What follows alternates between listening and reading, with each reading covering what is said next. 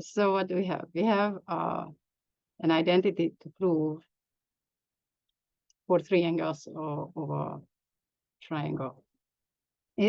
I find it's kind of cute. The law of sines, among other things, it's an easy switch. It's an easy switch between A and B, say, or sides and angles. You want to switch from A over B, well, that's sine alpha over sine beta. So that's not true for the law of cosines. The law of cosines is heavy, it's quadratic. The law of sines is kind of agile.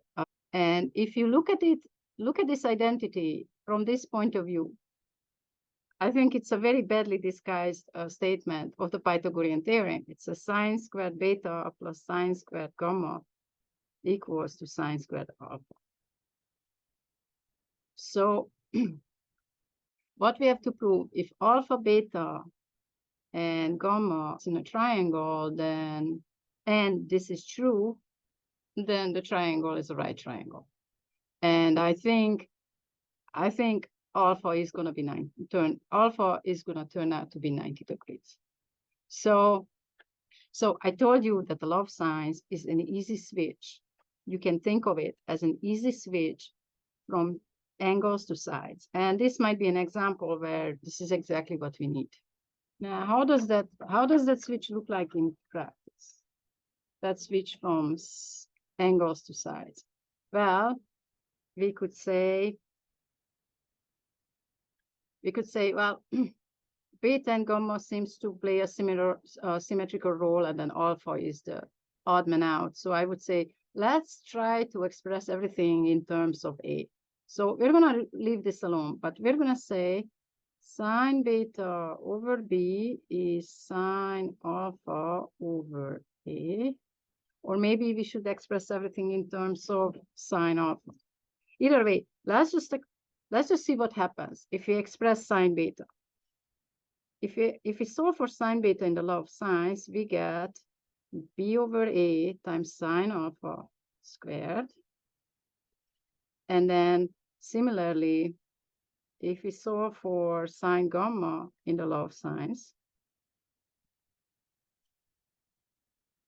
we get C over A times sine alpha squared. So what we have is B squared times sine squared alpha over A squared plus C squared times sine squared alpha over A squared equals sine squared alpha times 1, which let's go with A squared over A squared. So see, now sine squared alpha, sine squared alpha, sine squared alpha is the divisor of all three pieces here, and so is the denominator A squared. So we can just simply divide both sides by sine squared alpha and multiply both sides by A squared. And then what we get is the Pythagorean theorem phrased a little strangely because A is the hypotenuse. B squared plus C squared equals A squared. And that means that the triangle is a right triangle and the right angle is at alpha. If you don't feel like multiplying by A squared and dividing by sine squared alpha is such a good idea, I guess you can subtract and factor. We can say that 0 equals A squared sine squared alpha over A squared minus B squared sine squared alpha over A squared minus C squared sine squared alpha over A squared. And then we can factor out sine squared alpha over A squared, which is kind of a switch, right? It's one side, this is a constant. And then what we get left is A squared minus B squared minus C squared. And then A clearly cannot be 0. Well, sine alpha, could sine alpha be 0? Well, not in a triangle, because sine alpha is 0 at 0 degrees or coterminal or 180 degrees or coterminal.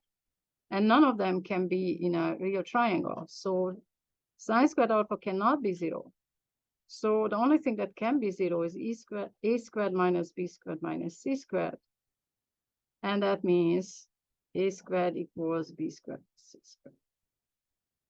So if you don't want to just recklessly divide and multiply to get to the Pythagorean theorem, this is a more thorough and careful way to get the same result. That was fun. Thank you for watching.